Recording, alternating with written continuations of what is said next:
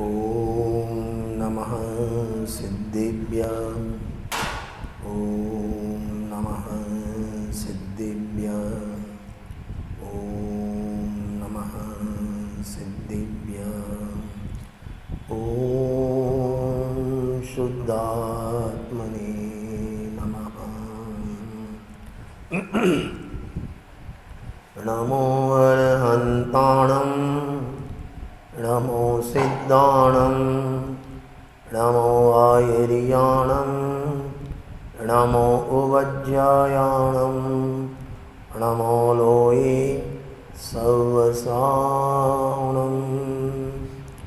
ईश सुरासुरमणुसिन्ध वन्दितं दोदगायिकं ममलं प्रणमामि वर्धमानं तीर्थं धम्मस्य कत्तारं सर्वव्यापीकचिद्रूप स्वरूपाय परात्मने स्वोपलब्धिप्रसिद्धाय ज्ञानानन्दात्मने नमः।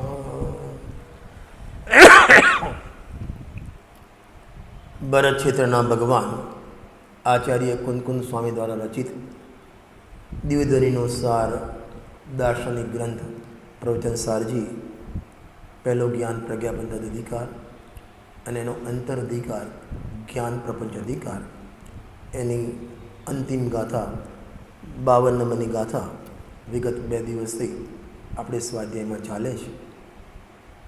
આખી જે 21 ગાથાથી 51 ગાથા સુધી 31 ગાથાઓ જે આચાર્યદેવ લખી ગયા, જેમાં ભગવાનના સર્વજ્ઞ સ્વભાવના જે દરિયો, જ્ઞાનનો દરિયો એને ઉછાળ્યો છે પોતાની સૃત જ્ઞાનની પ્રણતિમાં, અને અનેક પોઈન્ટની ચર્ચા કરતાં, સર્વગતપણાની ચર્ચા કરતાં, આત્મગતપણાની ચર્ચા કરતાં અંતમાં એ 2 ગાથા 43 નંબરની ગાથા અને 32 નંબરની ગાથા એ બંનેને યાદ કરી અને આ અધિકારનું એટલે જ્ઞાન પ્રપંચ અધિકારનું સમાપન કહેવામાં આવે છે.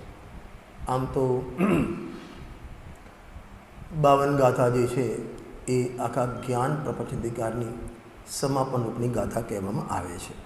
અને એમાં એ બતાવ્યું છે કે કેવડી ભગવાનને જ્ઞપ્તિ ક્રિયા છે, આખા લોકાલોકનું જ્ઞાન છે, છતાં પણ ક્રિયાફળરૂપ બંધ નથી, કારણ કે રાગનો સદ્ભાવ નથી, માટે એમને બંધ થતો નથી.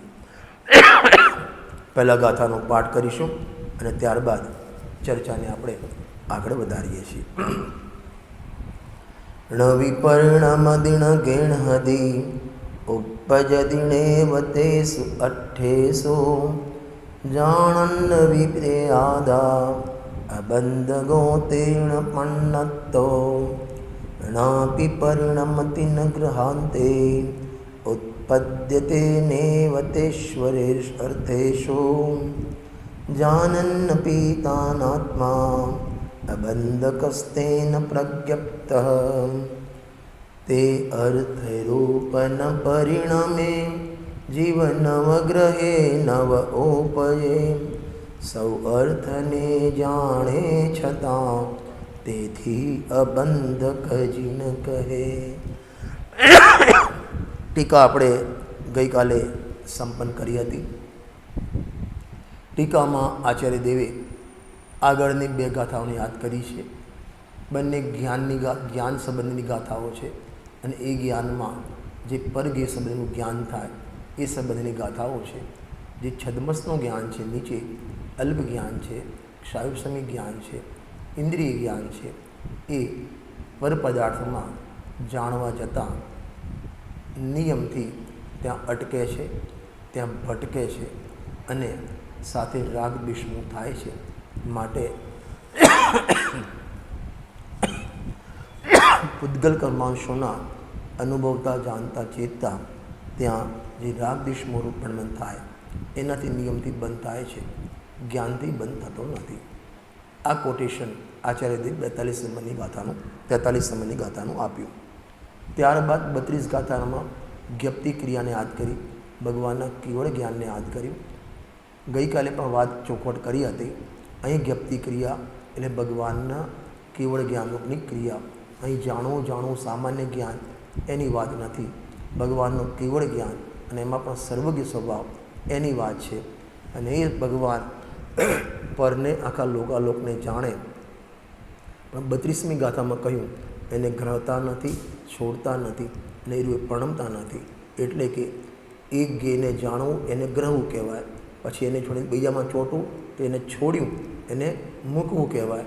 તો એવું ગ્રહવું અને મૂકવું, એવો ગેયનો પલટો ભગવાનના જ્ઞાનમાં નથી એક વાત. અને ગેયને જાણીને ગેયના રંગે રંગાતા નથી, એને કહેવાય ગેયરૂપે પ્રણમતા નથી. માટે લોકાલોકનું જ્ઞાન હોવા છતાં પણ એ પરને ગ્રહતા નથી, પરરૂપે પ્રણમતા નથી, પરને છોડતા નથી. માટે એમને ક્રિયાનું ફળ જે બંધ થવું જોઈએ એ બંધ થતો નથી. ત્યારબાદ ભાવાર્થ આપણે શરૂ કર્યો હતો. ભાવાર્થમાં કર્મના 3 ભેદ પાડ્યા છે. કર્મ એટલે કાર્ય. અહીં આ ગાથામાં કર્મ એટલે કાર્ય અને કાર્ય પણ લોકાલોકનું જ્ઞાન લેવું છે. અહીં કાર્ય કર્મ એટલે કાર્ય અને કાર્ય કહ્યું કે કેવળ જ્ઞાનમાં લોકાલોકનું જ્ઞાન થાય એને કાર્ય કર્મ કહેવામાં આવે છે. અને એ કર્મના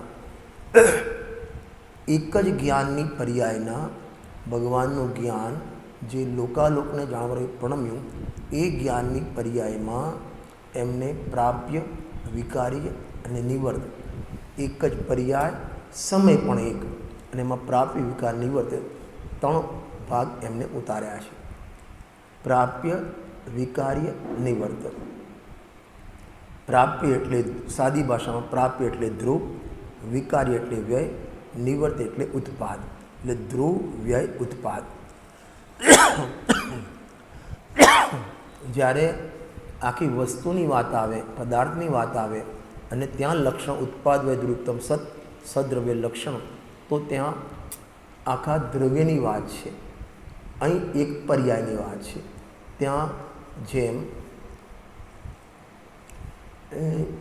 ગઈકાલે દૃષ્ટાંત આપ્યું હતું, એક સોનાની લગડી છે, એમાંથી તમે ચંદનહાર બનાવ્યો, તો લગડીનો વ્યય, ચંદનહારનો ઉત્પાદ અને સોનું તે દ્રવ્ય, આ રીતે એમાં લગાવવામાં આવે છે.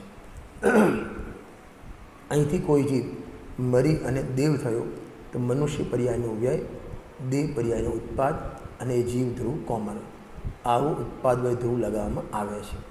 અહીં એક જ જ્ઞાનની પર્યાય, કેવળ જ્ઞાનની પર્યાય, સર્વજ્ઞની પર્યાય, એમાં પ્રાપ્ય, વિકાર્ય, નિવર્ત બતાવ્યું છે. પ્રાપ્ય, વિકાર, નિવર્ત એટલે સાદી ભાષામાં ધ્રુવ, વ્યય, ઉત્પાદ. અને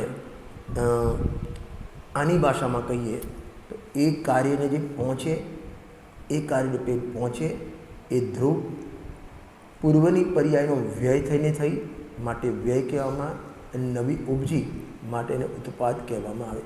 એક જ પર્યાય એક, એમાં પ્રાપ્ય, વિકાર્ય, નિવર્ત ઉતાર્યું છે. આ પ્રાપ્ય, વિકાર, નિવર્ત ખાલી આત્મામાં જ અને જ્ઞાનમાં જ લાગે એવું નથી. જગતના 6 દ્રવ્યમાં હર સમય પ્રણમન થઈ રહ્યું છે, હર સમય કાર્ય થઈ રહ્યું છે, હર સમય પર્યાયનું ઉત્પાદ થાય છે. અને દરેક દ્રવ્યની દરેક પર્યાયમાં પ્રાપ્ય, વિકાર્ય, નિવર્ત લાગે. એમાં દિવ્યધ્વનિ સાર છે, પેજ નંબર 413, ત્યાંથી આપણે શરૂ કરીશું. આજે 3 नंबर पैराग्राफ है. 6 द्रव्य की उत्पाद पर्याय में प्राप्य, विकार, निवर्त ऐसे 3 प्रकार की सिद्धि करने में आती है. उसमें यहाँ प्राप्य की बात चलती है. केवल ज्ञानी को जो केवल ज्ञान प्राप्य है वह पर्याय उसका कर्तव्य है, उसकी अवस्था है. इस प्रकार वस्तु स्वरूप समझे बिना बाह्य क्रियाकांड में अटक जाता है. जगत में 6 द्रव्य, उनकी वर्तमान अवस्था व प्राप्य, माने वो द्रव्य ने उसको प्राप्त किया, वो द्रव्य ने एने प्राप्य કર્યું માટે એને પ્રાપ્ત કહેવાય. પહેલા પર્યાય નહોતી એ તો કોને પ્રાપ્ત કરી કે દ્રવ્યે પ્રાપ્ત કરી માટે એને પ્રાપ્ત કહેવાય. केवल ज्ञानी को केवल ज्ञान प्राप्त है, साधक को अपूर्ण ज्ञान प्राप्त है.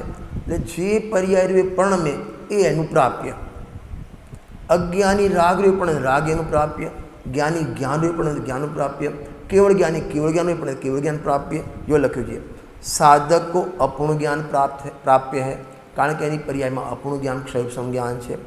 મિથ્યા દૃષ્ટિ કો રાગાદિ પ્રાપ્ય है, કારણ કે મિથ્યા તો રાગ દૃષ્ટિ પ્રણમ્ય છે. અને પુદ્ગલ આદિ કો ઉનકી અવસ્થા પ્રાપ્ત है, પુદ્ગલમાં સ્પર્શ રસ ગંધવણ જે થાય. દાખલા તરીકે અહીં વાળ સફેદ છે, એ કાળા છે અને સફેદ થયા, તો એ સફેદ થયા ને એ વાળનું પ્રાપ્ય છે. પહેલાં વાળનું પ્રાપ્ય કાળું અવસ્થા હતી, હવે વાળની પ્રાપ્ય અવસ્થા સફેદ થઈ. તો અહીં કહે છે એ જે પ્રાપ્ય છે અને એ દ્રવ્ય પહોંચે છે. જો આગળ આવશે परमाणु स्थूल स्कंद में आवे तब स्थूलता को प्राप्त होता है, उस समय योग्यता उसका प्राप्य है, किंतु स्कंद के कारण से वह नहीं. શું કહે છે? એક પરમાણુને સૂક્ષ્મ પરમાણુ કહેવાય અને બે ત્રણ ભેગા પરમાણુ થાય પછી મોટો સ્કંદ થાય તો એને સ્થૂલ કહેવાય. તો પહેલાં પરમાણુ હતો સૂક્ષ્મ, પછી મોટા સ્કંદમાં જોડાયો તો એ થઈ ગયો સ્થૂલ. તો એ સ્થૂલ જે થયો એ સ્થૂલને સમજો અહીં કે અહીં 500 પરમાણુ છે, આમાં સમજો 1000 પરમાણુ છે, તો આ છે સ્થૂલ કહેવાય અને સ્થૂલ કહેવાય. હવે એક સિંગલ પરમાણુ છે એ સૂક્ષ્મ કહેવાય. હવે આ પરમાણુ આમાં જોડાયો તો આમાં જોડાયો ને હવે એ સૂક્ષ્મ ના કહેવાય, સ્થૂળ થઈ ગયો.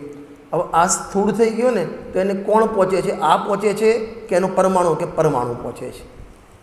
અને એ એની સ્થૂલ અવસ્થા થઈ ને એ આના લીધે નથી, પોતે પહોંચ્યો છે, એ પોતાની યોગ્યતા છે.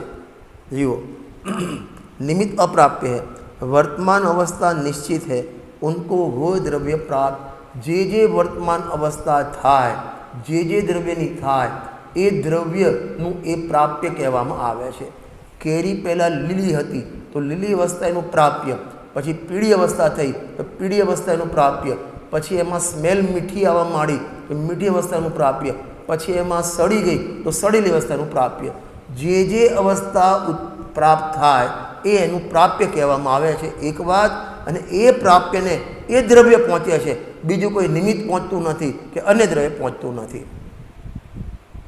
कर्म का उदय वह परमाणु का प्राप्य है.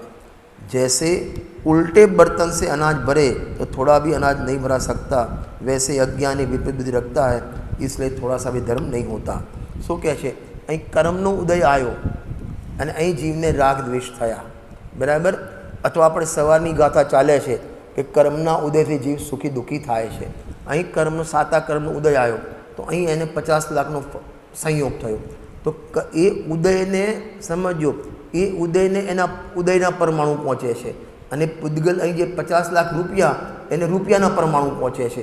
આ ઉદયના પરમાણુ, આનું ઉદયનું પરમાણુ પ્રાપ્ય ઉદયનું, અને પૂદગલની પર્યાય રૂપિયાની પર્યાયનું પ્રાપ્ય રૂપિયાનું. આ ઉદયના પરમાણુ એનું પ્રાપ્ય રૂપિયા કે એમ નથી, એમ કહેવું છે.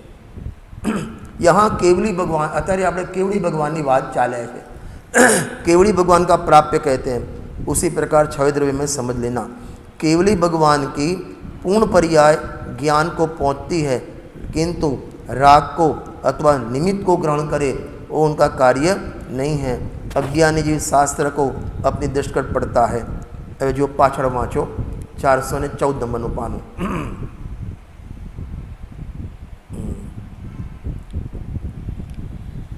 હવે વિકાર્ય, આ પ્રાપ્યની વાત થઈ. જે દ્રવ્યની જે વર્તમાન પર્યાય એ દ્રવ્યનું પ્રાપ્ય કહેવામાં આવે. ભૂતકાળની ભાવિ નહીં, વર્તમાન પર્યાય જે ઉત્પાદય રૂપ છે એ એનું પ્રાપ્ય કહેવામાં આવે છે. नंबर 2 विकार्य.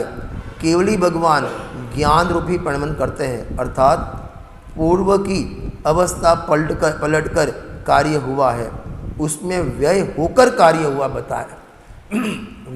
अब એ જ પર્યાયને દ્રવ્ય પહોંચ્યું માટે પ્રાપ્ય કહેવાય. એ પર્યાય પૂર્વની પર્યાય પલટીને થઈ એ અપેક્ષા એ જ પર્યાય જેને પ્રાપ્ય કહ્યું એને વિકાર્ય કહેવાય.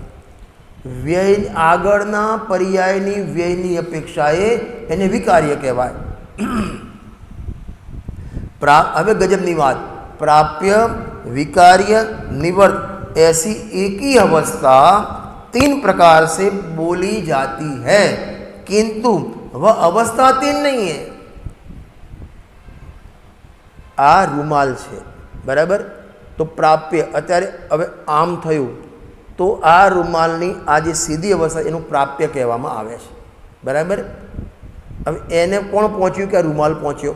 नंबर 2, हवे आ जे अवस्था थई ने, आ जे अवस्था थई प्राप्य कह्युं, ए अवस्था थई क्यारे के आनो आजे आम हतुं एनो व्यय करी अने आ थई, तो ए अपेक्षाए आज पर्यायने व्ययनी अपेक्षाए विकार्य कहेवामां आवे छे।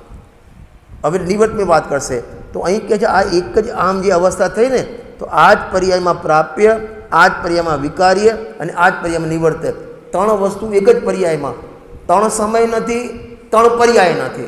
शुं कीधुं? 3 समय नथी, 3 पर्याय नथी। वैसे जो आगे लखे वैसे ही इनके 3 समय भी नहीं है, परंतु एक ही पर्याय में 3 अपेक्षा लागू पड़ती है। एक ज पर्याय में 3 अपेक्षा लागू पड़े। हूँ तमने एम कहूँ छूँ, जे रोटली थई ए रोटली ने एम कहेवाय आ गुल्लानो व्यय छे एम कहेवाय आ गुल्लानो व्यय छे एम कहेवाय। तमे वाळमां अहीं क्लब करायो, काळो कलर कर्यो, तो आज काळा कलर ने ए वखते वाळ पूरीने प्राप्य कहेवाय। एने एम ए कहेवाय के आ काळो कलर छे ने ए सफेदना व्यय रूप छे, सफेदना व्यय रूप छे।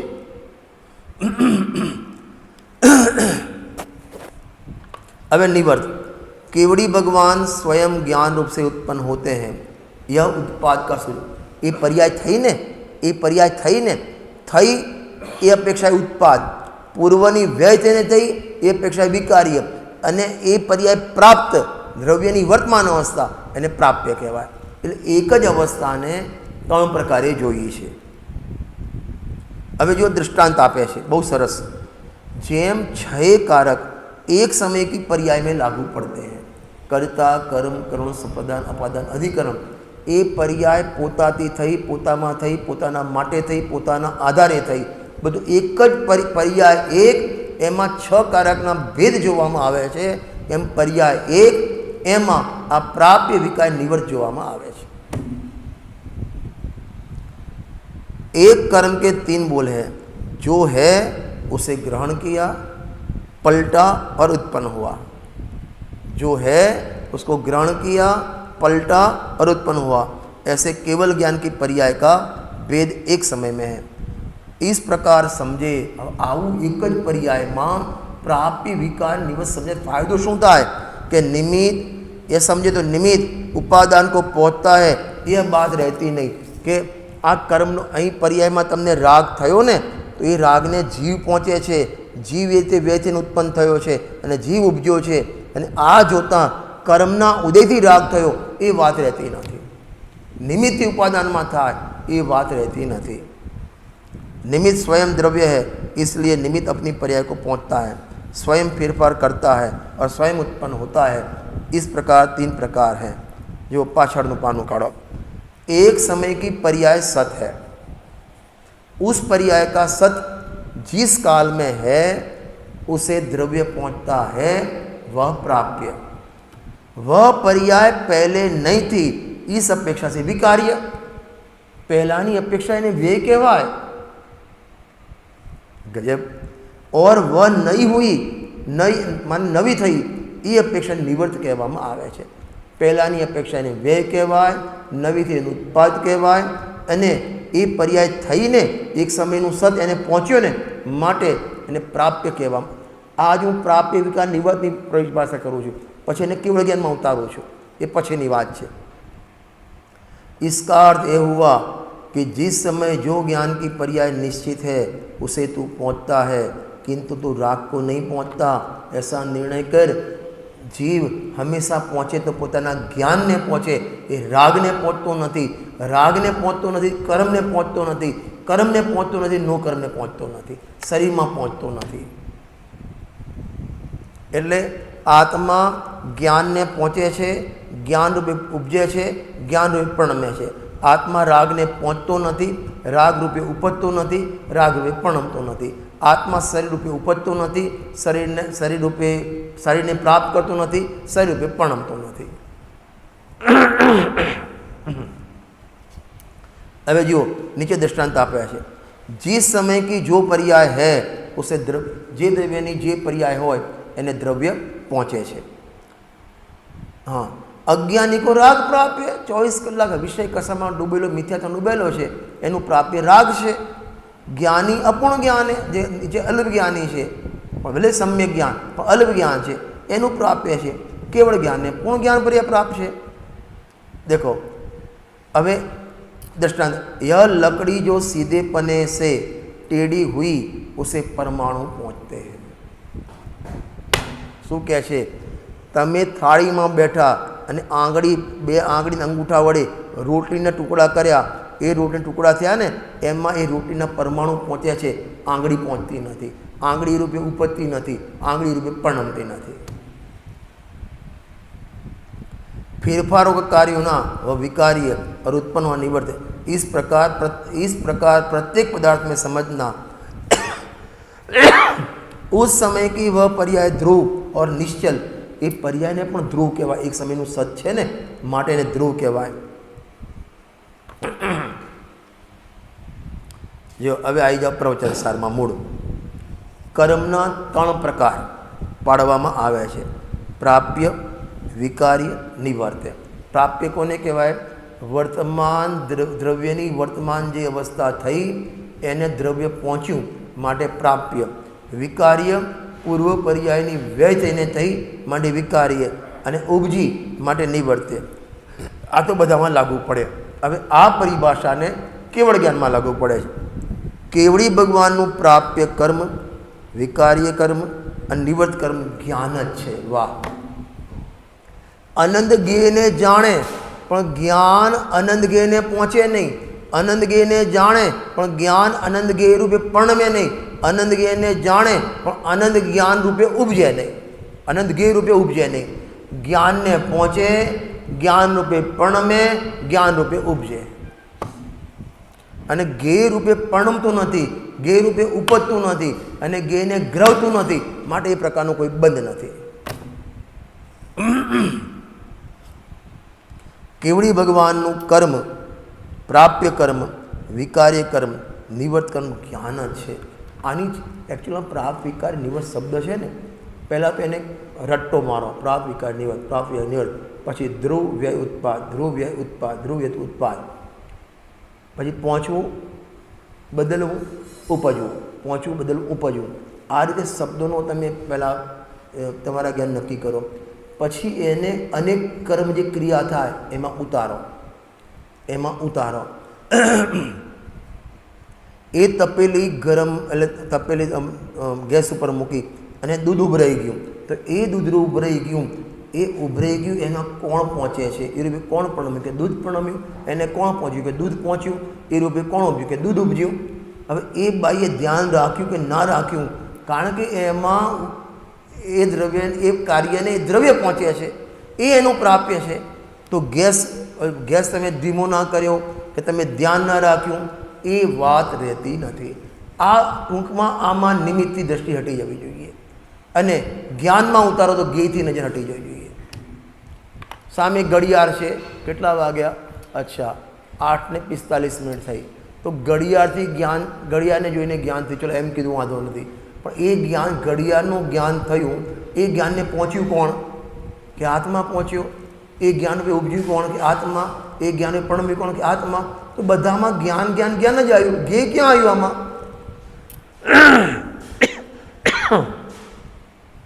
સામે રાગ છે તો રાગનું જ્ઞાન થયું.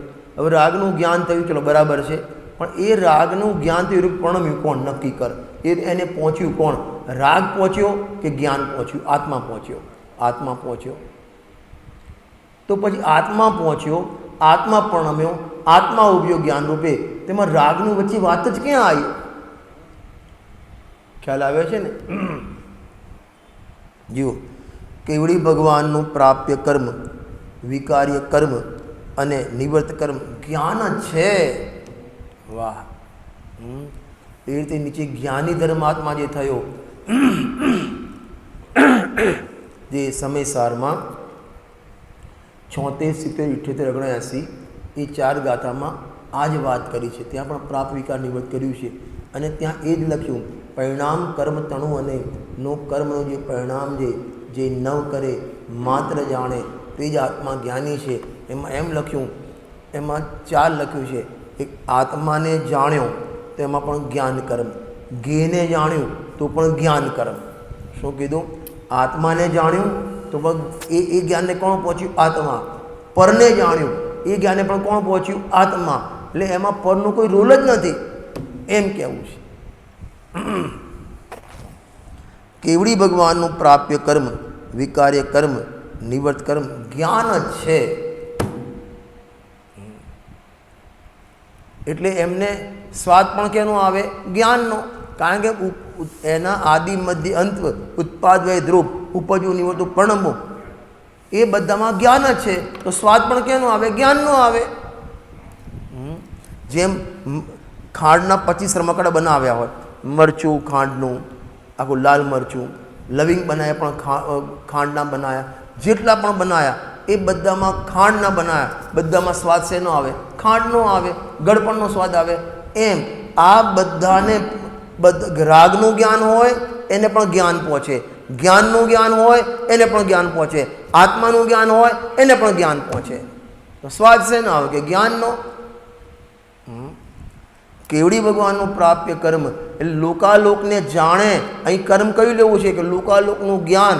કે લોકાલોકનું જ્ઞાન થયું એ લોકાલોકના જ્ઞાનને પહોંચ્યું કોણ? કે કેવડી ભગવાન.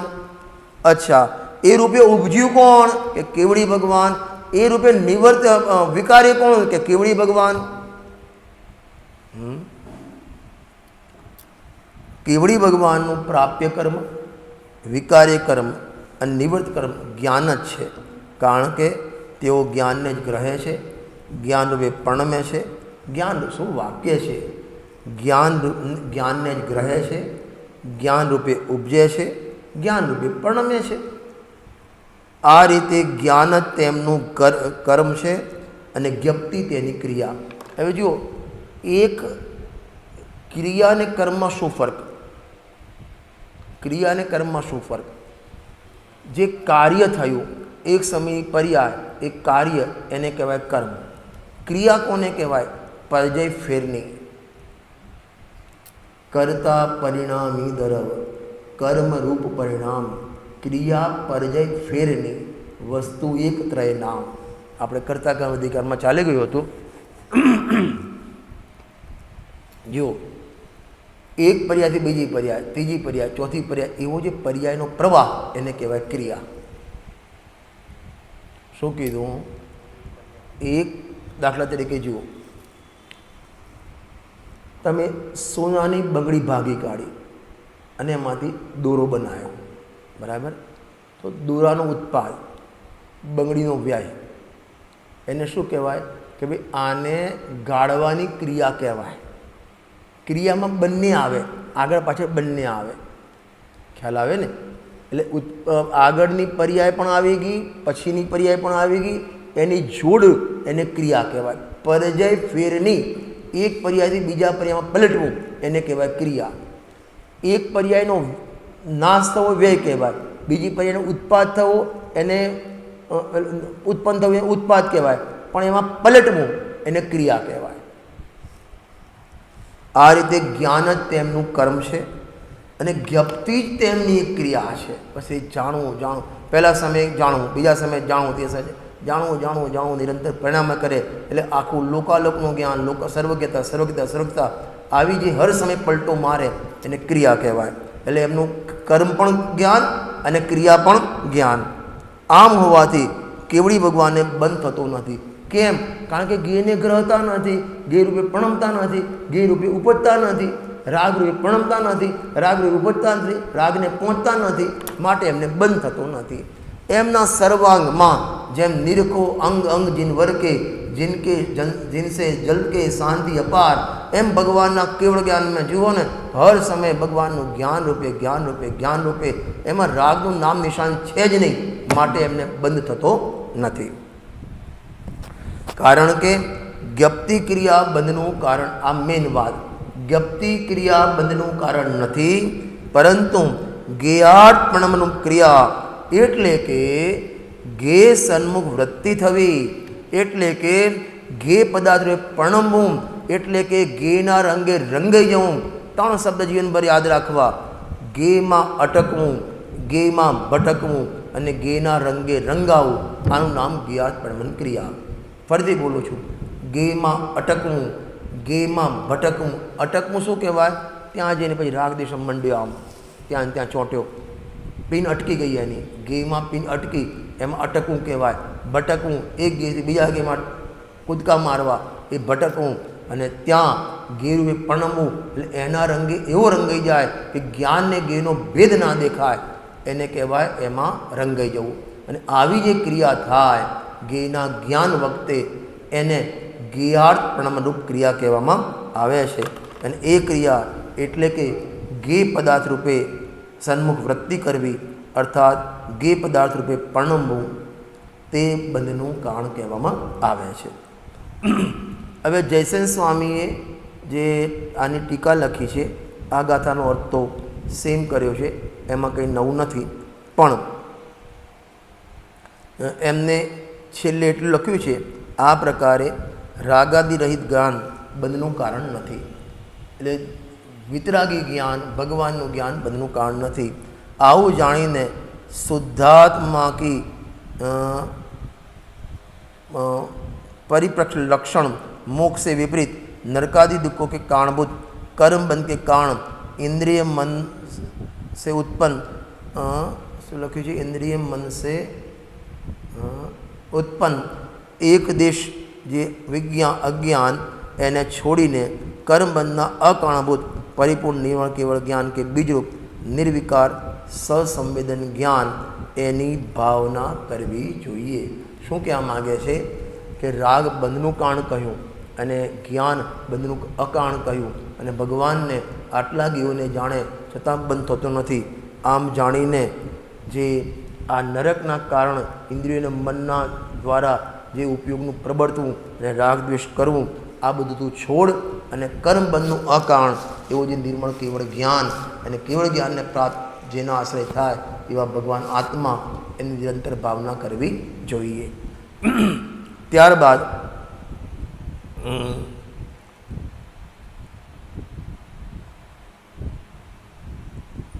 જો એક બીજું પણ સારું લખ્યું છે, એમને વિશેષાર્થ લખ્યો છે,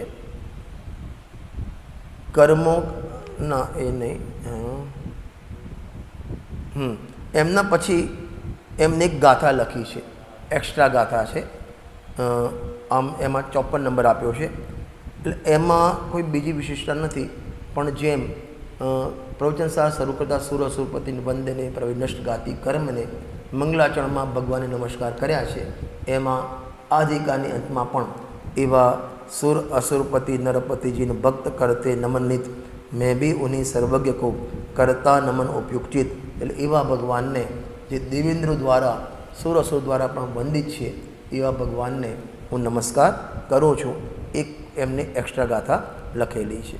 હવે આ જે અધિકાર પૂર્ણ કરતા એક કલશ લખ્યો છે, એ આપણે વાંચીએ. जानन पेश्य विश्वं युगपदपि भवाद्वा विभूतं समस्तं मोहाभावादमात्मा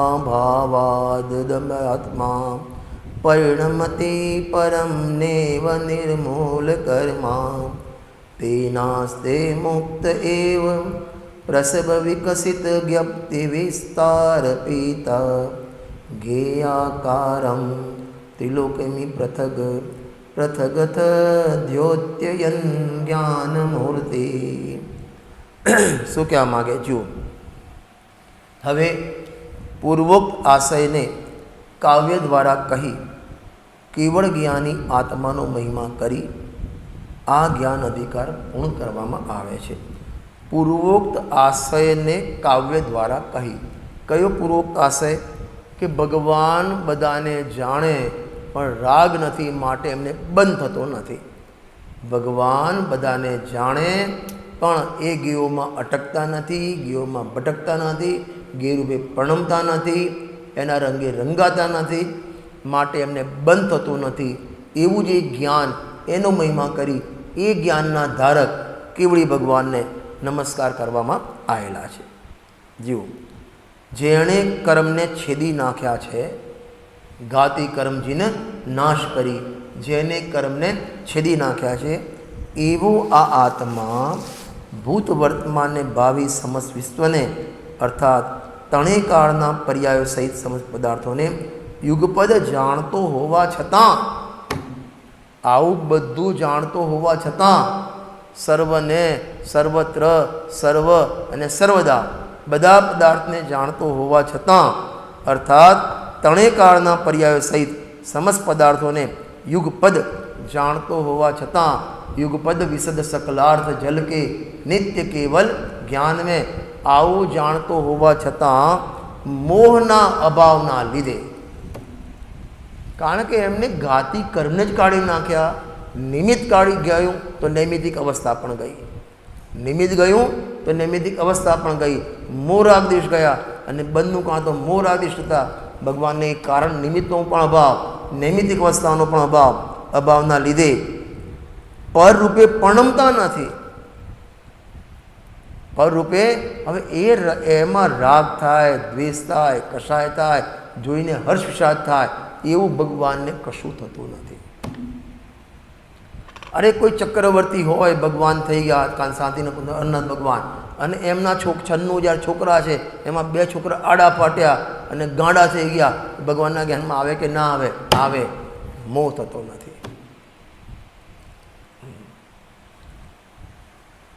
તેથી હવે જેના સમસ્ત જ્ઞાકારોને અત્યંત વિકસિત જ્ઞપ્તિના વિસ્તાર વડે પોતે પી ગયો છે. વાહ!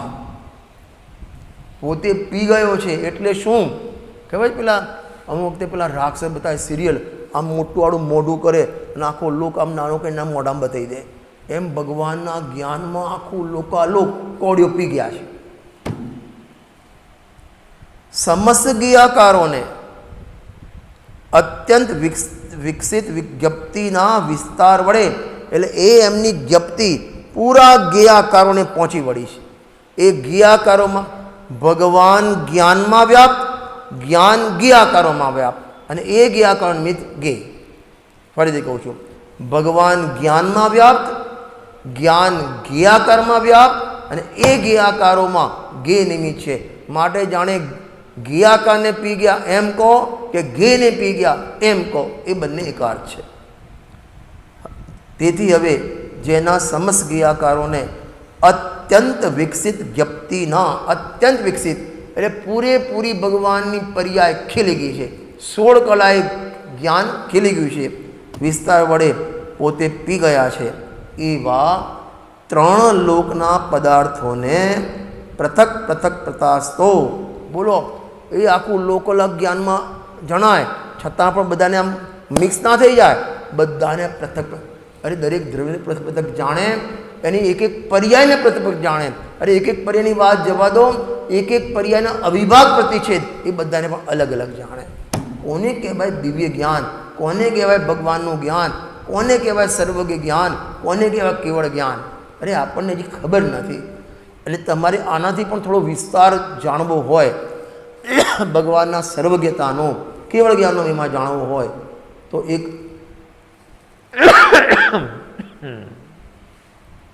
એક અમૃતચંદ્ર સ્વામીએ સ્તુતિ કરી છે, 25 અધ્યાય અને એકમાં 25 શ્લોક.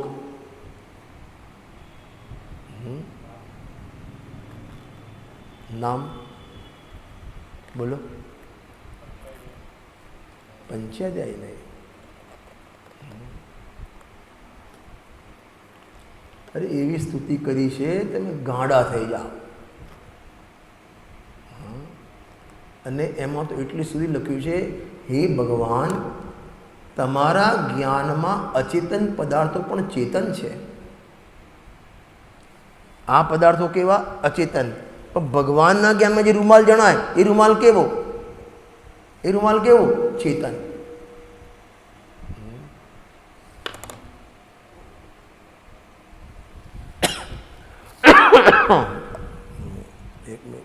નીકળી ગયું મારું. અચ્છા, એક મિનિટ.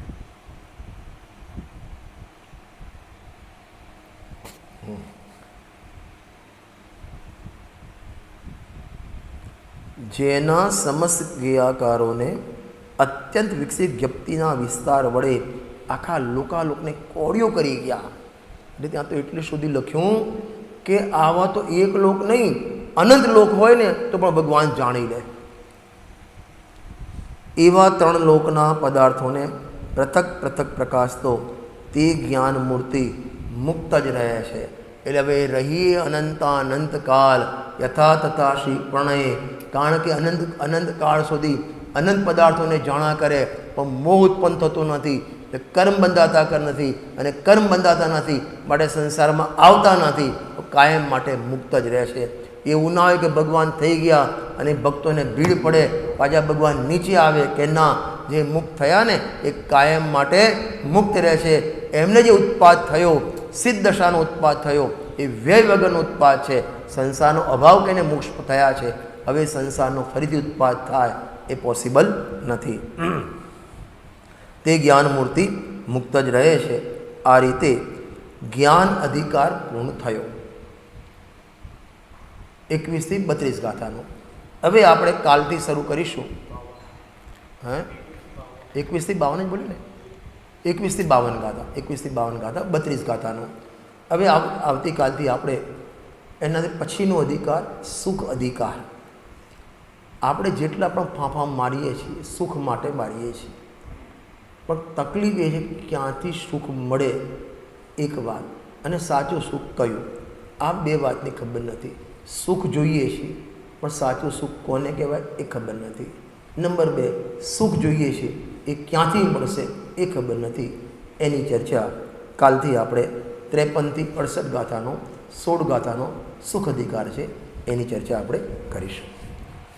જાવાણી કે જ્ઞાન તે સૂજે લોકાલો, સોવાણી મસ્તક નામ સદા દેતો.